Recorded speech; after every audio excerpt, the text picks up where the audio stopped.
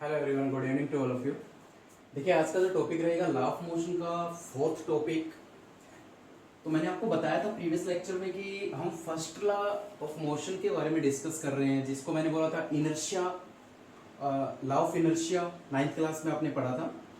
उसी के बारे में मैंने थोड़ा सा एक्सप्लेन किया था कि किसी भी बॉडी पर अगर फोर्स, नेट फोर्स 0 हो जाए तो बॉडी का स्टेट कभी भी चेंज नहीं होता। बॉडी अगर रेस्ट में है तो रेस्ट में ही रहना पसंद करेगी, और मोशन में है तो मोशन में ही रहना पसंद करेगी along a straight line. Clear. उसके ऊपर मैंने फिर कुछ एक न्यूमेरिकल्स आपको करवाए थे, जिसमें नॉर्मली इक्विलिब्रियम कंडीशन मैंने बताया था ना कि जब किसी भी बॉडी पर फोर्स, नेट फोर्स 0 लगाई जाती है तो उसको इक्विलिब्रियम स्टेट भी बोलते हैं, इक्विलिब्रियम सिस्टम बोलते हैं उस पूरी बॉडी को। ठीक है। तो उसके ऊपर मैंने 2-3 न्यूमेरिकल करवाए थे आपको प्रीवियस लेक्चर में, जिस पर हमने नॉर्मल फोर्स, टेंशन वगैरह निकालनी सीखी थी। उसी लेक्चर को कंटिन्यू करते हुए बचे हुए कुछ इंपॉर्टेंट न्यूमेरिकल आज मैं करवाऊंगा इस वीडियो में। तो कंसेप्ट वही रहेगा हमारा। गिवन न्यूमेरिकल आपके सामने है। ये तो स्ट्रिंग है, स्ट्रिंग के साथ एक कंबाइन एक वेट लगा रखा है, दैट इज √2 kg। इसका वजन कितना है? √2 kg, जो कि एक्स एक्सिस के साथ 30 डिग्री और 60 डिग्री के ये एंगल बना रहा है यहाँ पे। तो हमें इसमें क्या निकालना है कि find tension in both string. तो मैंने आपको बताया था कि टेंशन कैसे निकाली जाती है। सबसे पहले इस बॉडी पर लगने वाली सभी फोर्सेस को रिप्रेजेंट करना है हमें यहाँ पे। उसके बाद बिल्कुल इजी काम हो जाएगा आपके लिए। तो देखिए जरा, सबसे पहले क्या करूंगा मैं, इस बॉडी का जो वेट है वो नीचे की तरफ लग रहा है, और वेट कितना होता है? That is mg। m कितना है? √2 और g बन जाएगा। यहां पर इस स्ट्रिंग के अंदर टेंशन कितनी लग रही है, यहां पर बैठकर अम्ब्रेला खोल दीजिए। तरीका बताया था मैंने, short trick. Away from the point tension लगेगी, तो यहां बैठ के टेंशन इस तरफ लगेगी, और यहां बैठ के टेंशन इस तरफ लगेगी। That is T1, that is T2। दोनों टेंशन अलग अलग ली गई है क्योंकि दोनों स्ट्रिंग डिफरेंट है, यहाँ पे एक सेम स्ट्रिंग नहीं है। क्लियर है? बस यही फोर्स लग रही है यहाँ पे। तो इसका हम क्या बनाएंगे? फ्री बॉडी डायग्राम बना दें। ठीक है, इस पूरे सिस्टम का फ्री बॉडी डायग्राम बनाते, एफबीडी बनाते इसका। तो ध्यान से देखिएगा, दिस इज √2। ये पूरा सिस्टम हमने एक पॉइंट मास की तरह एज्यूम किया है। फ्री बॉडी डायग्राम का जो फर्स्ट कंडीशन थी, मैंने बोला था कि जो पॉइंट होता है, जो बॉडी होती है, वो पॉइंट मास लेने हैं। इस बॉडी पर लगने वाली सभी फोर्सेस को रिप्रेजेंट करना है। क्लियर? देखिए, तो इस बॉडी को मैंने पॉइंट मास की तरह से रिप्रेजेंट करके दिखाया है। नीचे की तरफ फोर्स लग रही है इसकी, दैट इज √g। एक टेंशन लग रही है इस तरफ और एक टेंशन लग रही है इस तरफ। क्लियर? ये जो है दैट इज 30 डिग्री, और ये कंपोनेंट है 60 degree, that is T2, that is T1। Clear है? इस डायग्राम को मैंने कन्वर्ट करके, मॉडिफाई करके फ्री बॉडी डायग्राम को रिप्रेजेंट कर दिया। अब यहाँ पे साफ तौर पे नजर आ रहा है कि मैं T2 और T1 के रेक्टेंगुलर कंपोनेंट्स को रिजोल्व करूंगा। यहाँ पे T1 का हॉरिजॉन्टल कंपोनेंट ये होगा और वर्टिकल कंपोनेंट ये होगा। ये अगर 60 है तो ये कितना आएगा? T1 cos 60, और ये आ जाएगा T1 sin 60। सिमिलरली T2 के रेक्टेंगुलर कंपोनेंट्स को रिजोल्व कीजिए, तो T2 का हॉरिजॉन्टल कंपोनेंट ये आ जाएगा, वर्टिकल कंपोनेंट सेम डायरेक्शन में होगा। इस एक्सिस के साथ एंगल 30 बन रहा है, तो ये कंपोनेंट टूटेगा कोस में, और ये कंपोनेंट टूटेगा साइन 30 में। क्लियर है? और पूरी की पूरी बॉडी क्या है? इक्विलिब्रियम में है। इक्विलिब्रियम का मतलब क्या होता है कि ऊपर नीचे लगने वाली फोर्स और जितनी ऊपर लगने वाली फोर्स है, दोनों क्या होंगी? आपस में इक्वल होंगी। इक्विलिब्रियम का मतलब तो यही होता है ना, तभी तो बॉडी एक ही पोजीशन पे बैठी रहेगी, रिजल्टेंट तभी तो 0 आएगा, जब ऊपर लगने वाली फोर्स, नीचे लगने वाली फोर्स दोनों क्या हो जाए? बराबर, और राइट साइड लगने वाली फोर्स लेफ्ट साइड लगने वाली फोर्स के बराबर हो जाए, तो पूरा का पूरा सिस्टम क्या होता है? इक्विलिब्रियम स्टेट में बोला जाता है। तो फटाफट इक्वेशन बनाइए और उसको सॉल्व कर दीजिए and find the value of T1 and T2। तो देखिए फटाफट, हॉरिजॉन्टल कंपोनेंट्स की बात करता हूं, G इज इक्वल टू किसके बराबर है, T1 sine 60 plus T2 sine 30 degree. Clear? चलिए फटाफट वैल्यू निकालनी है हमें। देखिए √2 और जी की वैल्यू 10 होती है तो ये कंप्लीट बन जाएगा 10√2 is equal to T1 sine 60 की वैल्यू कितनी होती है, साइन 60 आपको पता भी होगा, this is √3/2 plus sign 60 1/2। This is equation number first. क्योंकि हमारे पास T1 T2 नहीं है, अब हम क्या करेंगे, एक्स एक्सिस वाली कंपोनेंट लेते हैं, यानी हॉरिजॉन्टल कंपोनेंट। ये फोर्स किसके बराबर होगी, इस फोर्स के, यानी T1 cos 60 is equal to T2 cos 30 degree. ठीक है, कीजिए इसको सॉल्व। क्या आएगा ये, cos 60 क्या बन जाएगा, cos 60 T2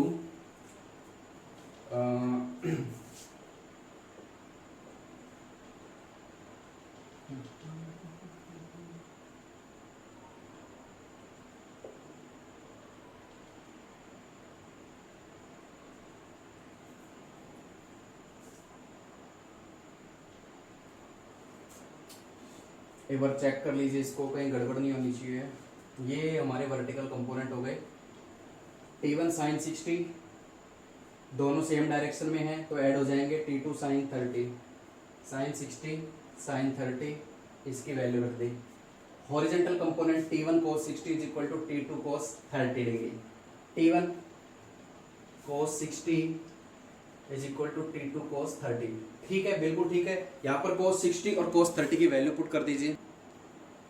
बताइए क्या होता है, इसको जस्ट सोल्व करना है, आप अपने अपने तरीके से इसको सोल्व कर सकते हो।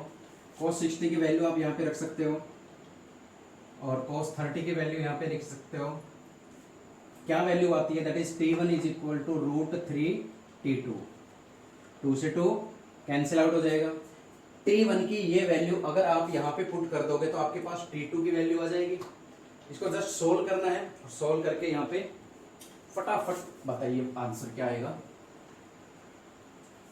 देखिए जरा T1 की वैल्यू जरा यहाँ रख दीजिए, क्या आंसर आता है, 10√2 is equal to √3 T2 T1 √3 T2 √3 T2 और इनटू क्या है, √3 2 प्लस T2/2। सोल्व कर लीजिए इसको, 10√2 √3 3 T2/2 प्लस T2/2। एलसीएम लेंगे, एलसीएम लेके इधर क्रॉस मल्टीप्लाई हो जाएगी, that is 20√2 is equal to 3, ये हो जाएगा 4 T2। तो T2 की वैल्यू आ जाएगी, यहाँ से कैंसिल आउट हो जाएगा 5√2। T2 की वैल्यू आ गई है। T2 की वैल्यू अगर आप यहाँ पे रख दोगे तो T1 आ जाएगी। ये बेसिक कैलकुलेशन आप इजीली कर सकते हो इस चीज को।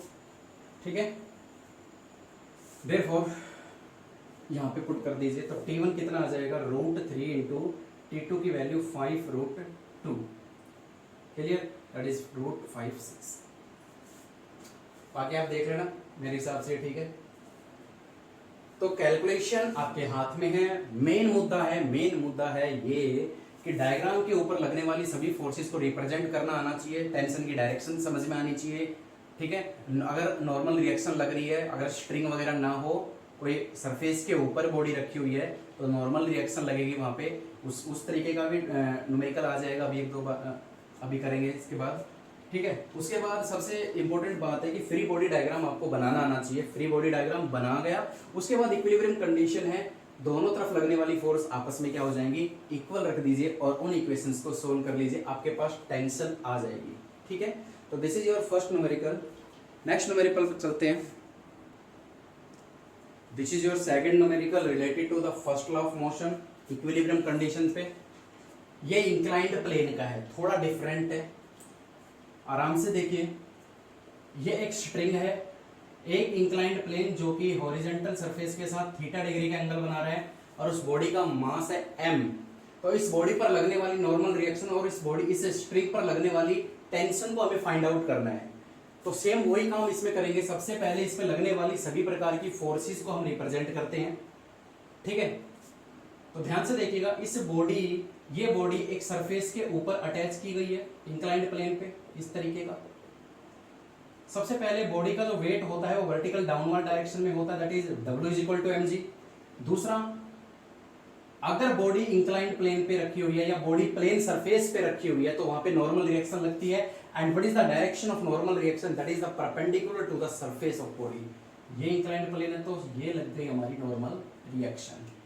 स्ट्रिंग है तो यहां पर टेंशन की डायरेक्शन क्या होगी, अवे फ्रॉम द पॉइंट, ये हो जाएगी हमारी टेंशन। बस इतनी ही फोर्स इस बॉडी पर लग रही है, बाकी किसी भी तरीके की कोई फोर्स यहाँ पे नहीं लगेगी। तो इसका फ्री बॉडी डायग्राम बनाते हैं। चलिए, बॉडी को पॉइंट मास लिया, बॉडी का वेट mg नीचे की तरफ, टेंशन लाइक दिस, और ये हो जाएगी हमारी नॉर्मल रिएक्शन इस तरीके का। तो क्या करने वाले हैं हम, किस तरीके से इसको सोल्व करेंगे, ध्यान से देखिएगा। मैं इसको थोड़ा इधर बना देता हूं। ये इस vertical, this is tension and this is normal reaction, यही लग रही है। आराम से देखिए, कोई दिक्कत नहीं है। अब जरा मुझे ये बताइए, मैं तुम्हें एक कंसेप्ट बताता हूं। जब भी इंक्लाइंड प्लेन के इस तरीके के न्यूमेरिकल आपके पास आ जाए ना, इंक्लाइंड प्लेन के, तो आप या तो टेंशन किसी भी दो को आप एक्सिस एक्स और वाई के तौर पे ले सकते हो। कंडीशन सिर्फ इतनी है कि एक्स और y perpendicular to each other होने चाहिए। तो इंक्लाइंड प्लेन का सबसे बढ़िया तरीका सोल्व करने का क्या है कि जो टेंशन लग रही है ना, टेंशन जो इंक्लाइंड प्लेन है उसको आप एक्स एक्सिस मान लीजिए, उसको आप एक्स एक्सिस मान लीजिए, इसको आप एक्स एक्सिस मान लीजिए, और ये हो जाएगा आपका वाई एक्सिस। सबसे बढ़िया तरीका है इंक्लाइंड प्लेन को सोल्व करने का। तो देखिए जरा, ये आपका एक एक्स सरफेस हो गया, एक्स एक्सिस हो गया ये, और इसके परपेंडिकुलर ये वाई एक्सिस हो गया। तो यहां देखिए जरा, यहां पे देखिए कि ये अगर थीटा है, ये 90 है, तो ये कितना बनेगा 90 माइनस थीटा। तो ये पूरा एंगल 90 डिग्री है, तो ये 90 माइनस थीटा, तो ये क्या बनेगा थीटा। आराम से देखिए, यानी ये वाला जो y एक्सिस है वो mg के साथ थीटा डिग्री का एंगल बना रहा है। ये एंगल थीटा कैसे आया मालूम चला है आपको? ध्यान से देखिए, ये जो mg था ये इस सरफेस के साथ 90 डिग्री का एंगल बना रहा था, ये थीटा था, तो ये एंगल कितना बचा 90 माइनस थीटा। ये पूरा एंगल 90 डिग्री का था, ये इसके साथ x एक्सिस और y एक्सिस ये 90 डिग्री का एंगल बनाते। ये 90 माइनस थीटा, तो ये थीटा बचेगा, ये थीटा बचेगा। क्लियर? अब हम क्या करेंगे कि जिस तरफ mg थीटा बना रहा है वो कंपोनेंट, यानी ये वाला कंपोनेंट किस में टूटेगा mg cos थीटा में, और ये कंपोनेंट किस में टूटेगा mg sin थीटा में। वेक्टर अलजेब्रा कर रखा होगा, वहां पे रिजोल्यूशन ऑफ वेक्टर आपको पता होगा किस तरीके से एक वेक्टर को टू रेक्टेंगुलर कंपोनेंट में रिजोल्व किया जाता है। तो जिधर एंगल आता है वो कोस में टूटता है, दूसरी तरफ साइन में टूटता है। अब यहाँ पे हमारा काम खत्म होता है। अब साफ तौर पे देखिए, जैसे ही मैंने mg को टू रेक्टेंगुलर कंपोनेंट में रिजोल्व किया, mg पूरी तरह से खत्म हो गया। यही है तरीका इंक्लाइंड प्लेन के जितने भी क्वेश्चंस आपके पास आएंगे, डेरिवेशन, न्यूमेरिकल, उनको सोल्व करने का एकमात्र यही सबसे बढ़िया तरीका माना जाता है। ठीक है, mg को रिजोल्व कर लेंगे हम। ठीक है, अब देखिए साफ तौर पे कि पूरी की पूरी बॉडी इक्विलिब्रियम स्टेट में है। इसका मतलब n और mg cos थीटा ये दोनों एक दूसरे के बराबर हैं, और t और mg sin थीटा ये दोनों एक दूसरे के बराबर है। अपोजिट फोर्स एक दूसरे के बराबर होती है। mg तो खत्म हो गया ना, mg को दो कंपोनेंट्स में तोड़ लिया गया, तो mg यहां से खत्म हो गया। तो इक्विलिब्रियम कंडीशन है, तो साफ तौर पे क्या लगेगा, n किसके बराबर आएगा mg cos थीटा, और t किसके बराबर आएगा mg sin थीटा। कुछ करने की जरूरत नहीं है। टेंशन पूछी, टेंशन की वैल्यू आ गई mg sin theta. Normal reaction पूछी, नॉर्मल रिएक्शन की वैल्यू आ गई mg cos थीटा। सोल्व। पूरी मेहनत किस में है? पूरी मेहनत है फ्री बॉडी डायग्राम बनाने में। और उससे भी बढ़िया काम क्या है, उससे भी इंपॉर्टेंट जो हमें स्टेप उठाना है वो है इस बॉडी पर लगने वाली सभी फोर्सेस को रिप्रेजेंट करना। एक भी अगर फोर्स गलती से भी रह गई तो पूरा न्यूमेरिकल यहाँ पे गलत हो जाएगा। ठीक है, तो this is your second numerical, inclined plane का था। और भी बेहतरीन न्यूमेरिकल है हमारे पास, चलिए उस पे चलते हैं फटाफट। This is our third numerical related to the, है तो इंक्लाइंड प्लेन का, लेकिन एक पुली और आ गई इसमें, पुली का केस और डाल दिया हमने। ठीक है, तो इसको ध्यान से देखिएगा, इसमें हमें टेंशन, नॉर्मल रिएक्शन और थीटा फाइंड आउट करना है। तो सबसे पहले वही काम करना है हमें जो करते आए हैं। ठीक है, सबसे पहले represent all the force acting on the 5 kg और 3 kg। ठीक है, तो सबसे पहले इस पर देख लीजिए यार, इस पर वेट इसका नीचे लगेगा 3g, टेंशन यहाँ पे ऊपर की तरफ लगेगी, यहां पर ये 5 kg, यहां पर mg नीचे लगेगा इसका, mg m कितना है 5, तो 5g नीचे लगेगा, और इस पॉइंट पर जो टेंशन है वो इस तरफ लगेगी। और देखिए यही एक ही स्ट्रिंग यहां से होती हुई इधर आ रही है, अलग अलग स्ट्रिंग नहीं है तो टेंशन सेम लगेगी। और बॉडी इंक्लाइंड प्लेन पे रखी हुई है तो वहां पे एक नॉर्मल रिएक्शन भी लगेगा परपेंडिकुलर टू द सरफेस। सारी फोर्सेज मैंने रिप्रेजेंट कर दी है, कुछ बचने नहीं चाहिए, वरना फ्री बॉडी डायग्राम आपका गलत हो जाएगा। तो इसका फ्री बॉडी डायग्राम बनाते और इसको सोल्व करने की कोशिश करते हैं। इसकी कैलकुलेशन थोड़ी लेंथी जाएगी, लेकिन प्लीज प्लीज प्लीज ध्यान से देखिएगा, दो ऑब्जेक्ट है यहाँ पे तो अलग अलग फ्री बॉडी डायग्राम इनका बनेगा। सबसे पहले मैं 5g का बनाता हूं, ये देखिए ध्यान से, दैट इज 5g, नीचे की तरफ 5g, नीचे की तरफ कौन एक्ट कर रहा है 5g फोर्स, नॉर्मल रिएक्शन लग रही है ऊपर की तरफ n, टेंशन लग रही है उधर की तरफ t। ये तो वही क्वेश्चन बन गया जो हमारा पहले वाला न्यूमेरिकल था। मैंने बोला था ये जो mg है इसको मैं इंक्लाइंड प्लेन वाले क्वेश्चन को टेंशन वाला जो होता है उसको मैं x एक्सिस मान लेता हूं और नॉर्मल रिएक्शन को y एक्सिस मान लेता हूं। अब ये अगर एंगल थीटा है तो मैंने आपको बताया था कि ये 90, तो ये 90 माइनस थीटा, तो ये कौन सा एंगल हो जाएगा थीटा, यानी ये एंगल क्या हो जाएगा थीटा।